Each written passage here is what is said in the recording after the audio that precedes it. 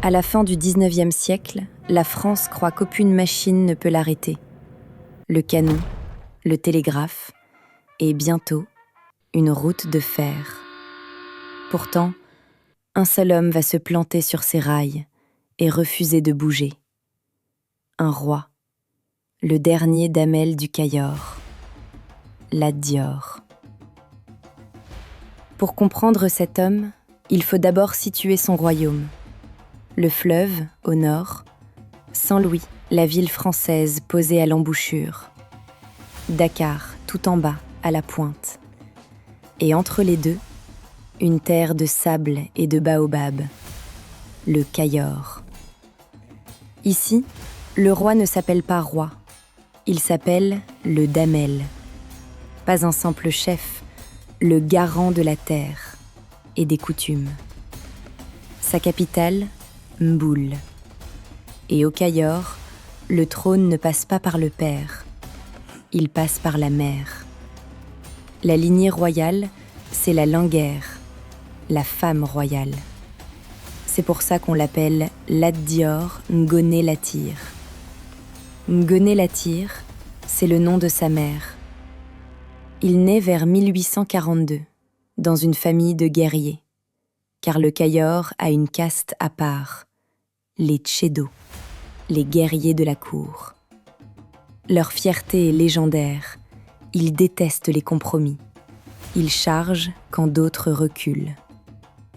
Le gène Lat Dior est de cette trempe, animiste comme les siens.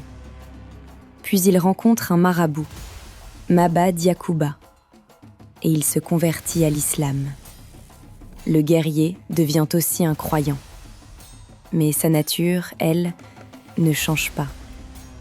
Lat Dior ne s'est pas plié, et autour de son royaume, la France avance. Deux noms vont le hanter, le gouverneur Faidherbe et l'officier Pinel-Laprade. Pour eux, le Cayor est un obstacle, une terre à traverser. Pour Lat Dior, c'est tout. Vers 1862, Lat Dior devient Damel. Mais la France ne veut pas de lui. Elle pose son propre roi sur le trône, un Damel marionnette. Lat Dior refuse cette comédie. Et il fait ce qu'un Tchédo fait de mieux. Il attaque. Décembre 1863. Ngol Ngol. Une colonne française s'avance. Lat Dior la pulvérise. Faidherbe lui-même le reconnaîtra des années plus tard. À Ngol Ngol, plus de 100 de ses hommes sont restés sur le terrain. Mais la guerre n'est pas une ligne droite.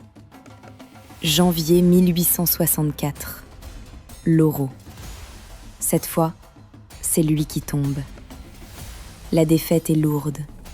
Lat Dior doit fuir. Il s'exile loin, vers le Saloum. Beaucoup le croient fini. Ils ont tort. Il revient, plus rusé, plus patient. 1869, Mekhe. Un escadron de cavalerie française, les Spahis. Lat Dior le détruit presque entièrement. Là, la France comprend. On ne peut pas l'écraser. Il faut négocier. 1871, un traité. La France le reconnaît enfin. Lat Dior est Damel du Cayor. Et il va plus loin. Il prend aussi le Baol, le royaume voisin. Là-bas, le roi porte un autre titre, Teugne. Damel du Cayor, Teugne du Baol. Une double couronne. À cet instant, il est au sommet. Son ennemi le respecte. Faidherbe est fasciné par ses charges, impossible à prévoir, impossible à arrêter. Et ces Tchédos ont une devise. On peut les tuer, on ne peut pas les déshonorer. Lat Dior se compare lui-même à quelque chose.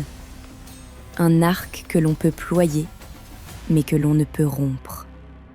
Et puis, la France change d'arme. Plus de canons, Plus de cavalerie.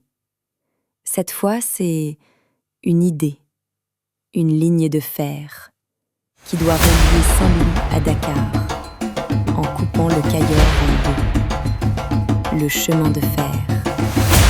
L'ennemi que Lat Dior ne pourra pas charger. Pour la France, ce train, c'est le progrès. C'est l'arachide qu'on exporte plus vite. C'est l'argent qui coule vers Dakar. Ils sont sûrs d'une chose. Les gens du Cayor seront émerveillés par la machine en fer. Lat Dior, lui, ne voit pas une machine. Il voit un cheval de Troie. Sa logique est simple et terrible. Là où passe le rail, passent les marchands, puis les soldats, puis les drapeaux. Et le Cayor meurt. D'abord, on lui propose le télégraphe. Il refuse. Puis vient le vrai combat, le rail. En 1879, une convention est signée. Elle autorise le chemin de fer. Mais Lat Dior, lui, n'a rien cédé. Alors, en novembre 1882, il prend une plume. Et il écrit au gouverneur Servatius.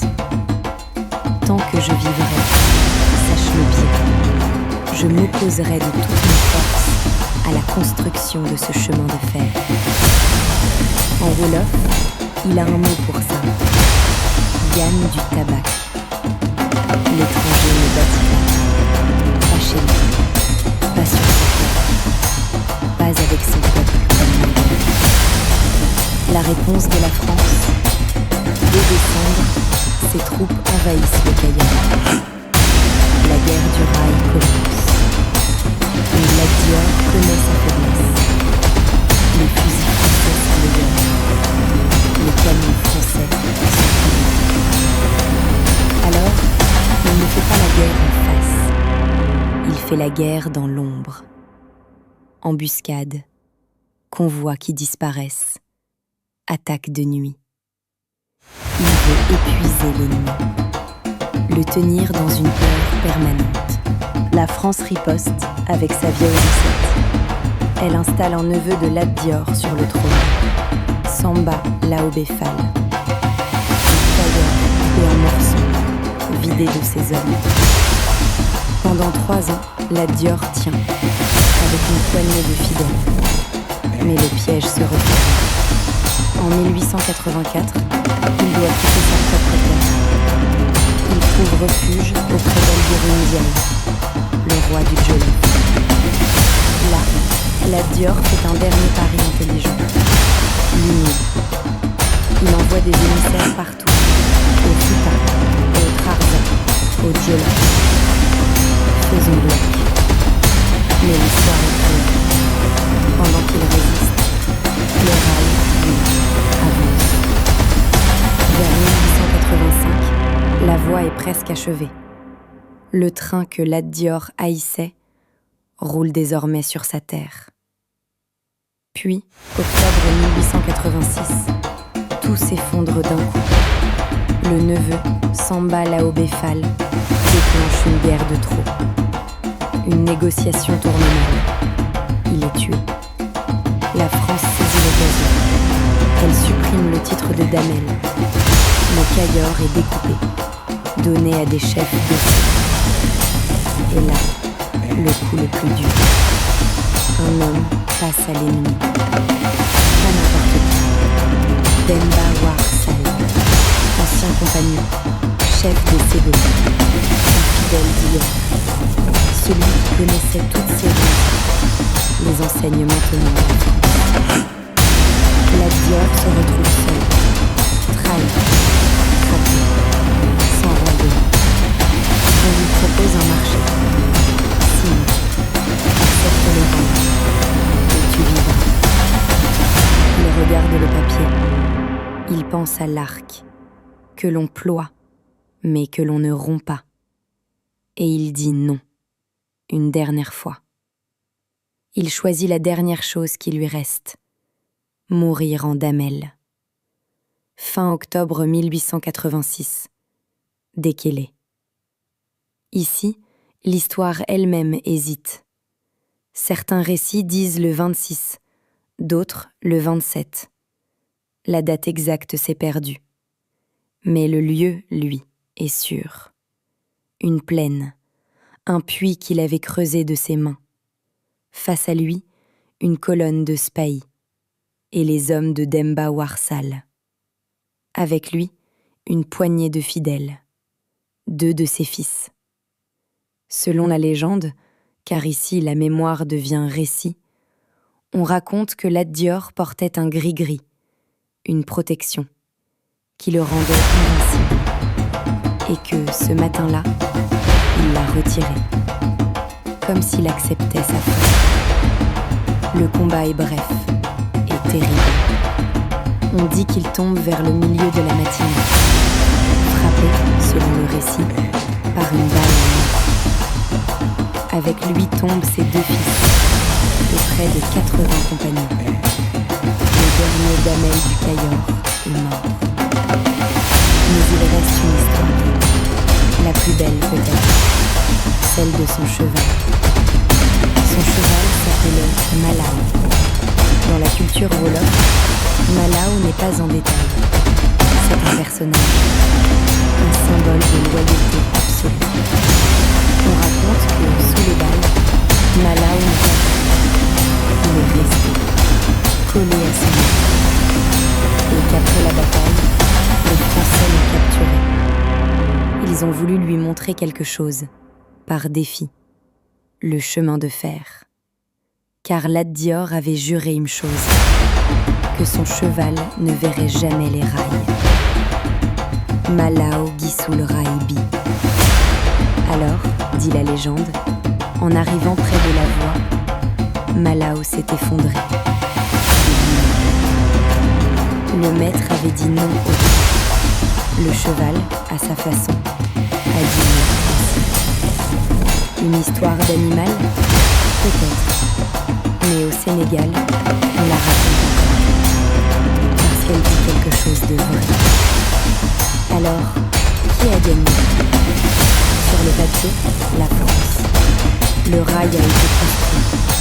Le Cayor a disparu de la carte. Le train est passé. Exactement comme Lat Dior l'avait cru. Mais regardez le Sénégal d'aujourd'hui. À Dakar, rue Malick Sy, il y a une statue. Pas de l'homme, du cheval. Malao. L'armée sénégalaise, elle, a gardé une phrase. La phrase des Sédos. On nous tue, on ne nous déshonore pas. C'est devenu leur devise officielle. Née d'un roi qui a perdu sa guerre, mais jamais son honneur. Alors, pourquoi devrais-tu t'en soucier aujourd'hui? Parce que l'histoire de Lat Dior n'est pas qu'une guerre. C'est une question. Quand une technologie nouvelle arrive, emballée comme un progrès, qui décide? Qui en profite? Et qui paie le prix sans qu'on lui demande? Lat Dior a vu, avant tout le monde, que le rail n'était pas qu'un rail. C'était un choix de société, opposé. Il a peut-être eu tort sur la machine. Le train a apporté des choses. Mais il avait raison sur le fond. Là où le rail s'est installé, le pouvoir a changé de main. Lat Dior n'a pas gagné, mais il a refusé de disparaître en silence. Un arc que l'on peut ployer, mais que l'on ne peut rompre.